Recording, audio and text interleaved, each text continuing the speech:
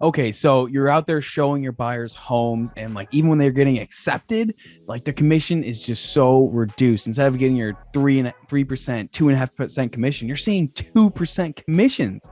Or even if you're in an area like Southern California where builders just aren't even giving commission for your buyers getting into those properties, or if you're a listing agent, you're like, oh my gosh, all these people want like discount brokers. What do you do? Well, in this video, I'm going to cover some tips and ways that I have found to keep and handle the compression in commission and what I found and what it's worked. So let's get into it.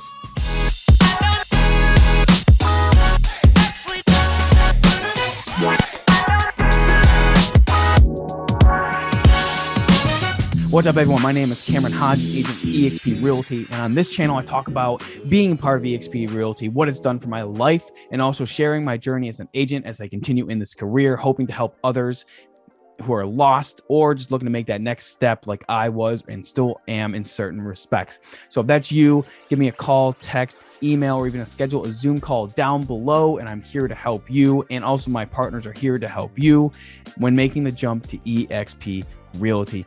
And hit the subscribe and like button to be notified every time I drop a new video. All right, so in this market, let's start with the buyers, right? You're showing your buyers homes, even if they're getting accepted, like you're in a position where like you see commissions, like some states, obviously we get 3% or 2.5% commission.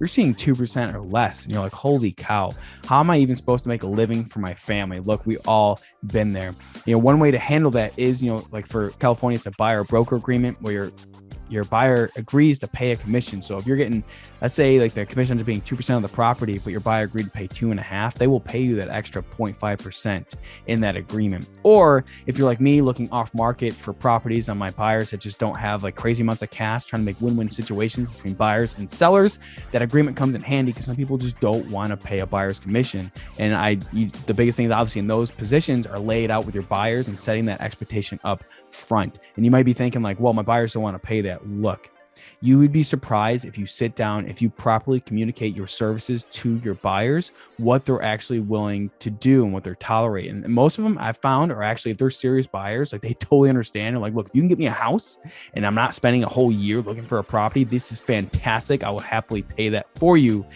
in closing costs when that time comes, because I think you deserve it. And you just have to communicate that value.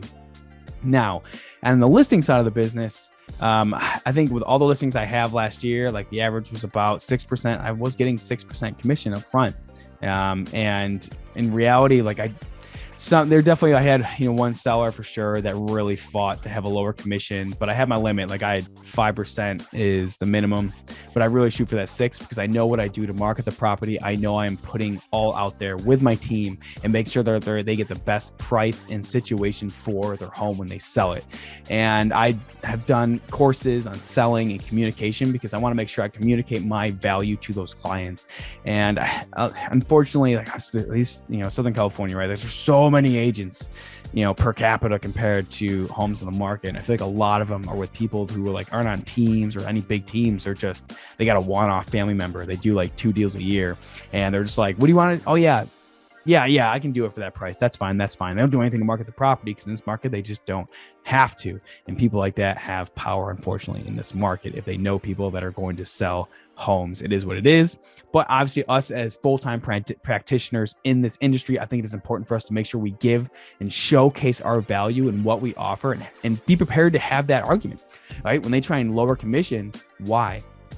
And be like, hey, so I completely understand that you feel like you want to pay less on commissions, be able to give more top dollar.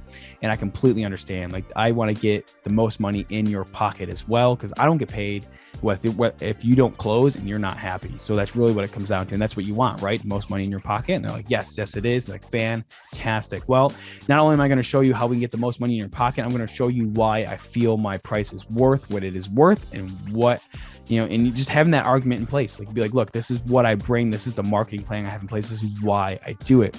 And also, like, why are you trying to save so much money? Are you concerned, like, something going on? Like, is there financial stress? And kind of asking those important questions. And what I found a lot of times, with a couple of the sellers is like, they're like, well, look, we actually bought the house like a year ago, even during COVID market. And yes, we know we can make some money, but like we want to keep our budget tight, and that's why we want to, pay less commission because we want to make sure we have some money coming out of this to be able to help us make that next step in our journey.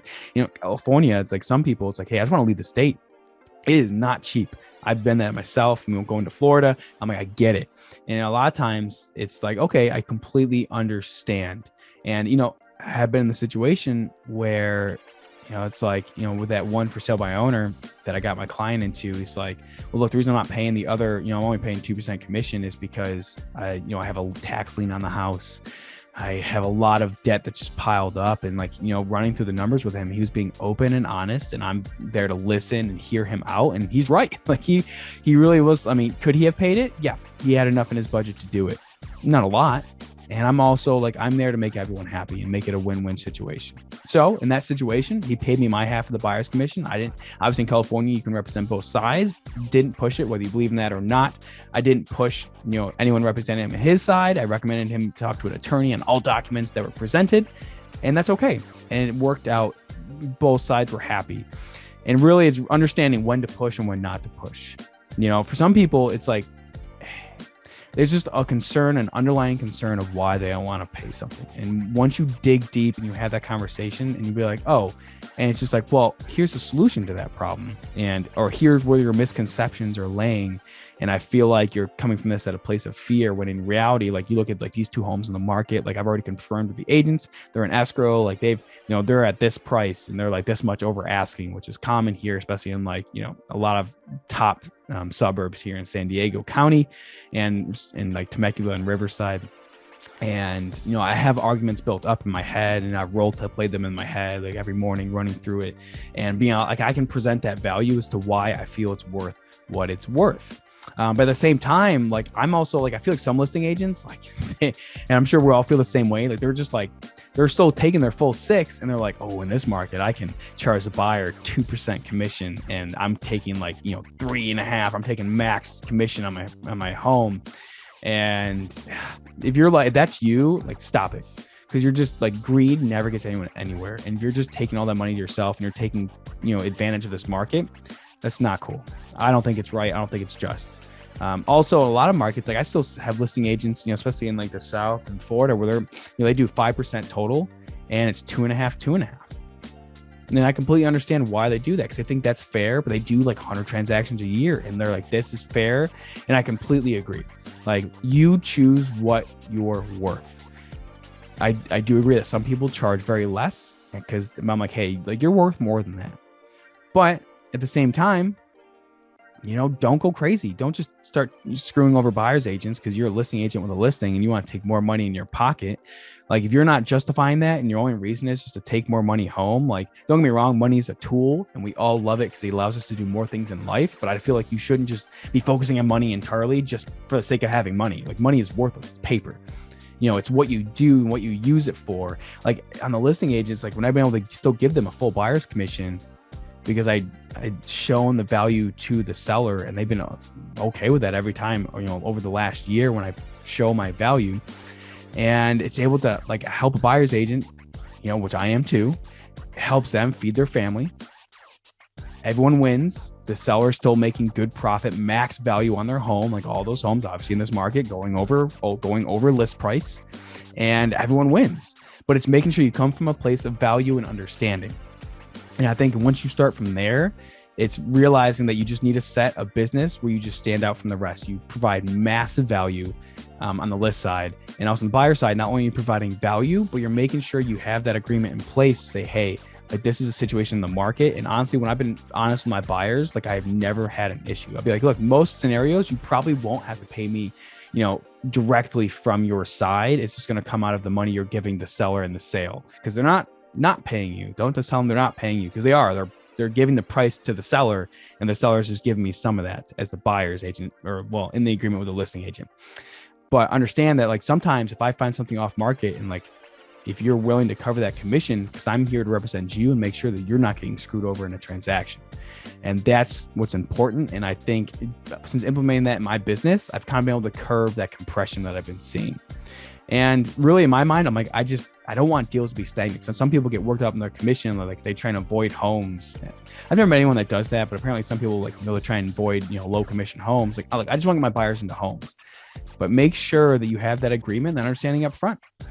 And I think also, like, obviously as technology improves, discount brokers and Zillow and all these people, the iBuyers trying to take pieces of our industry, it's realizing that you have to provide massive value to make sure that you stand out from the rest. And that's really all there is to it. It's value, value, value, value. And that's really, as long as you come from that standpoint, you have a good heart and head on your shoulders and just be understanding of other situations. Like, I think you can find room for success. I know I have, since making sure I have certain things in place. If you're kind of in that situation, you want someone to talk to, reach out to me. I'm happy to have that conversation. Or even if you're looking to make the move to eXp Realty, I'm here for you and happy to talk to you about making that move or whether it's the right fit for you. So give me a call, text, email, schedule a Zoom down below if that's you looking to make that move. And without that, I will see you in the next video.